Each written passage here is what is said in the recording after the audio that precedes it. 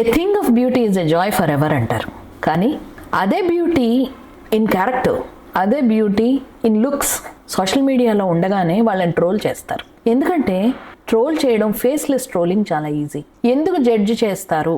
ఒక profile pictures మారుస్తావు, నువ్వు attention seek చేస్తావు, లేదా నీకు ఒక విషయం కావాలి అనేసని. Are we not on social media to really say about our like mindedness? అంటే మనం ఏమిటో చెప్పడానికి మొదలైన సోషల్ మీడియాలో కూడా మనం కాకుండా ఫేస్లెస్గా ఉండాలని ఎందుకు అడుగుతారు అంటే దాని వెనకాల ఉన్న అటెన్షన్ని భరించలేకేమో, లేకపోతే నిజంగా వచ్చిన జెన్యున్ అటెన్షన్ని కానీ వాటిల్ని కానీ తీసుకోలేకేమో. ఇంకొక రకం ఉంది, ఫోటోల్ని మార్ఫ్ చేస్తారు, లేకపోతే మీకు ప్రొటెక్షన్ ఉండదు అనడం వరకు కొంతవరకు ఓకే. కానీ ప్రతి పోస్ట్ని మీరు ఎందుకు ఇలాగ పెడతారు, లేదా మీరు ఎందుకు ఇలాగా అటెన్షన్ సీక్ చేస్తారు అంటే పర్సన్స్ విత్ డిసబిలిటీస్లో కానీ ఉమెన్లో కానీ నేను చాలా గమనించిన విషయం ఏంటంటే మన లైక్ మైండెడ్ పీపుల్ మనకి పక్కింట్లోనే దొరుకుతారని ఏం లేదు.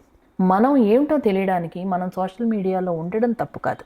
కానీ at the same point of time మన అటెన్షన్ని కానీ మనం చేసేదాన్ని కానీ కామెంట్ చేస్తున్న వాళ్ళని పట్టించుకోకుండా ముందుకు సాగడమే, లేదా కామెంట్స్గా ఆన్సర్ చెప్పడమో లేకపోతే ఇలాంటివి చేయడం వల్ల ఎక్కువ ప్రాబ్లం వస్తుంది. ఈ జడ్జింగ్ అన్నది ఇప్పుడు కాదు, రోడ్డు మీద నడుస్తున్నప్పుడు కూడా చేస్తారు. అలాంటి జడ్జింగ్కి ఎక్స్టెండెడ్ ఫేస్లెస్ రూపమే ఈ Facebook and social media judging. మీరేమంటారు?